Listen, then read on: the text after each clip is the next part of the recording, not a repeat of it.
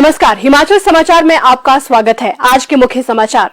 मुंबई में आयोजित pharma expo में 2110 करोड़ रुपए के निवेश आशय हस्ताक्षरित। जैव ऊर्जा क्षेत्र में नीतिगत सुझावों के लिए इंडियन स्कूल ऑफ बिजनेस के साथ समन्वय करेगी प्रदेश सरकार। चंबा के भटियात में रंग बिरंगी एवं मनमोहक तितलियों की रौनक। पारिस्थितिकीय तंत्र, जैव विविधता व वन्य प्राणियों के संरक्षण के लिए प्रेरणा स्रोत बना वन संग्रहालय। मुख्यमंत्री ने बिलिंग पैराग्लाइडिंग एसोसिएशन की वेबसाइट का किया शुभारंभ। और अब समाचार विस्तार से। हिमाचल प्रदेश मुंबई में आयोजित देश के सबसे बड़े फार्मा एक्सपो में भाग ले रहा है और इस अवसर पर प्रदेश सरकार द्वारा 2110 करोड़ रुपए के निवेश आशय के 17 समझौता ज्ञापन हस्ताक्षर किए गए हैं। मुख्यमंत्री ठाकुर सुखविंदर सिंह सुक्खू ने बड़े निवेशकों द्वारा राज्य में निवेश की इच्छा जाहिर करने पर प्रसन्नता व्यक्त की है। उन्होंने कहा कि राज्य सरकार निवेशकों को पूर्ण सहयोग प्रदान करने के लिए प्रतिबद्ध है।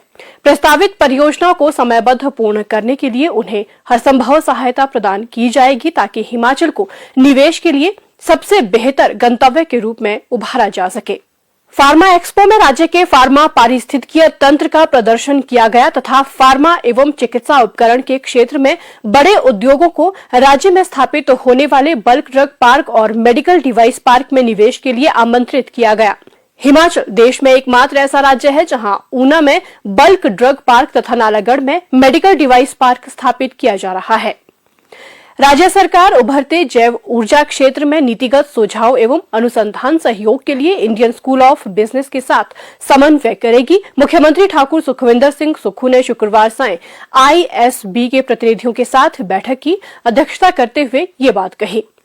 उन्होंने कहा कि राज्य सरकार चीड़ की पत्तियों और बांस से जैव ऊर्जा उत्पादन का एक पायलट प्रोजेक्ट शुरू करेगी। प्रदेश में शंकु वन प्रचुर मात्रा में उपलब्ध है और बांस उत्पादन की भी अपार संभावनाएं हैं। इस परियोजना के माध्यम से स्थानीय स्तर पर लोगों की सहभागिता से उनकी आय में वृद्धि की जा सकेगी।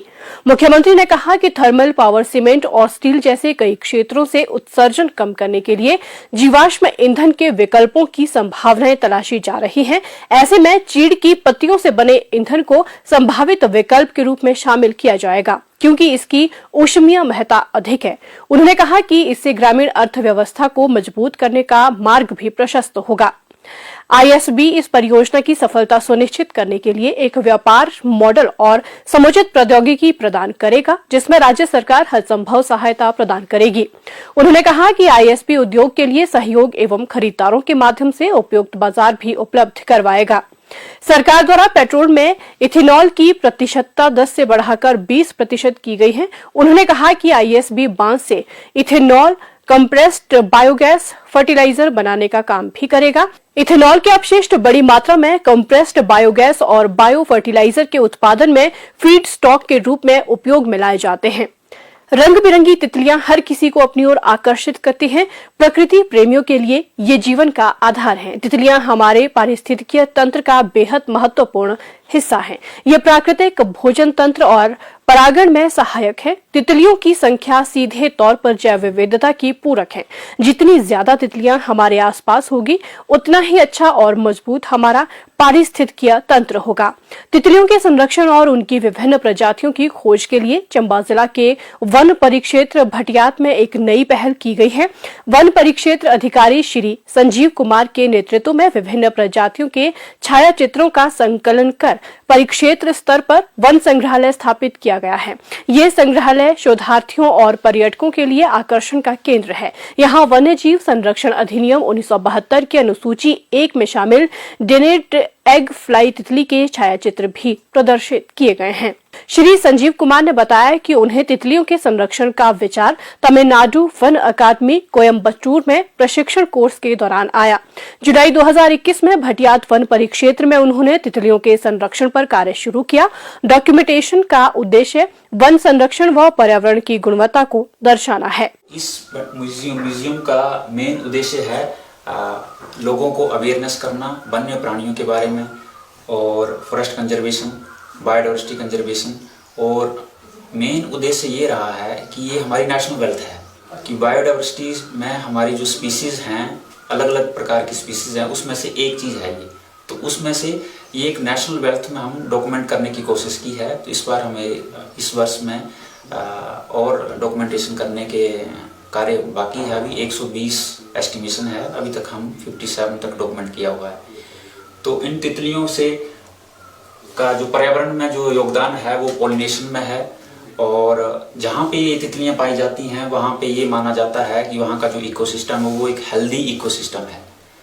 और ये तितलियाँ जो है, जो जंगली हमारे पौधे हैं उनकी पॉलिनेशन में हेल्प करती हैं। मतलब जो स्पीसीज एंडेंजर्ड होने की कगार पे होती तो उनके ये पॉलिनेशन में हेल्प करती हैं। तो इनका पर्यावरण में, बायोडाइवर्सिटी में बहुत महत्वपूर्ण योगदान है और रहेगा भी। उनका कहना है कि ये जंगलों में विशेष स्थान पर रहती हैं और होस्ट प्लांट, जंगली बेर इत्यादि पर अंडे देती है। तितलियों के प्रति लोगों में रुचि पैदा होने पर वनों को आग तथा अन्य क्षति से बचाने में स्थानीय स्तर पर मदद भी मिलेगी। विषय विशेषज्ञ श्री लवीश गरलानी कहते हैं कि वे पिछले 12 सालों से तितलियों पर कार्य कर रहे हैं। उनका कार्य मुख्य रूप से लार्वा व होस्ट प्लांट इंटरेक्शन पर आधारित है। मैं लगभग पिछले 12 वर्षों से बटरफ्लाइज के ऊपर काम कर रहा हूँ। जो मेरा मुख्य तौर पर काम है वो बटरफ्लाइज के लार्वा और होस्ट प्लांट इंटरेक्शन के ऊपर है। और अभी पिछले साल जुलाई 2022 में हमने सिउता में एक वाइल्ड पतियात नाम का प्रोजेक्ट स्टार्ट किया था, जिसमें हमने बटरफ्लाइज डॉक्यूमेंटेशन के ऊपर सबसे ज़्यादा ध्यान दिया। तो यहाँ पर अगर हम हिमाचल प्रदेश की बात करें तो पिछले अगर 100 वर्षों का डेटा अगर हम देखें या लिटरेचर जो देखें जो बटरफ्लाइज का है, तो हिमाचल में लगभग 430 के लगभग स्पीशीज़ जो हैं वो संभावित हैं। और उसमें से जो अगर हम भटियात की बात करें तो भटियात में 120 या 130 के लगभग स्पीशीज़ जो हैं वो एक्सपेक्टेड हैं। तो उसमें से हमने पिछले साल जो है वो 57 स्पीशीज़ को डॉक्यूमेंट किया था। उस 57 स्पीशीज़ में से जो है वो हमने यहाँ पे एक म्यूज़ियम बनाया है, जिसमें 30 स्पीशीज़ की फ़ोटोग्राफ्स लगाई हुई हैं, और बाकी के जो 27 स्पीशीज़ हैं उनका हमने डेटा वहाँ पे वो डॉक्यूमेंट करके रखा हुआ है। इस वन संग्रहालय को बच्चों के लिए भी खुला रखा गया है। जंगली जड़ी बूटियों, वन उपज तथा अन्य वन्य प्राणियों की तस्वीरें भी यहाँ अंकित की जाएगी। वन संग्रहालय को एक जागरूकता केंद्र के रूप में विकसित करने की भी योजना है। मुख्यमंत्री ठाकुर सुखविंदर सिंह सुक्खू ने शुक्रवार सायं बिलिंग पैराग्लाइडिंग एसोसिएशन की आधिकारिक वेबसाइट का शुभारंभ किया। इस अवसर पर उन्होंने कहा कि इस वेबसाइट के माध्यम से पैराग्लाइडिंग और अन्य साहसिक गतिविधियों में रुचि रखने वाले लोग लाभान्वित होंगे और उन्हें आवश्यक जानकारी भी प्राप्त होगी। इससे क्षेत्र में पैराग्लाइडिंग गतिविधियों सहित साहसिक पर्यटन को प्रोत्साहित करने में मदद मिलेगी। मुख्यमंत्री ने कहा कि हिमाचल में पैराग्लाइडिंग की अपार संभावनाएं हैं और प्रदेश सरकार इस क्षेत्र को बढ़ावा देने के लिए दृढ़ प्रयास कर रही है। और अब आज की अन्य खबरों पर नजर डालते हैं तेज समाचार में। शिमला जिला के डोडरा-क्वार क्षेत्र के एक प्रतिनिधि मंडल ने मुख्य संसदीय सचिव श्री मोहनलाल ब्राक्टा की अध्यक्षता में शिमला में मुख्यमंत्री ठाकुर सुखविंदर सिंह सुक्खू से की भेंट, क्षेत्र से संबंधित मांगों से करवाया उन्हें अवगत। मुख्यमंत्री ने प्रतिनिधि मंडल को किया आश्वस्त, प्रदेश सरकार उनकी उचित मांगों पर सहानुभूतिपूर्वक करेगी विचार। Himachal Pradesh private nursing institution association ने मुख्यमंत्री ठाकुर सुखविंदर सिंह सुक्खू को शिमला में मुख्यमंत्री राहत कोष के लिए 5,01,000 रुपए की राशि का चेक किया भेंट।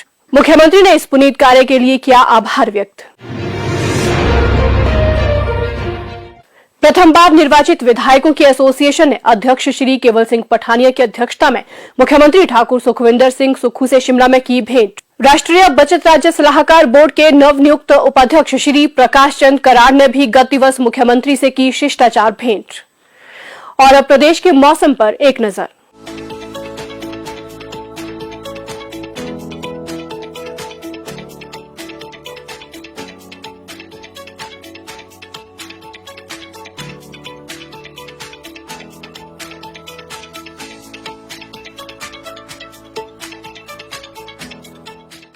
हिमाचल समाचार देखने के लिए सब्सक्राइब करें YouTube channel information and public relations department HP। Follow करें ट्विटर @DPRHP।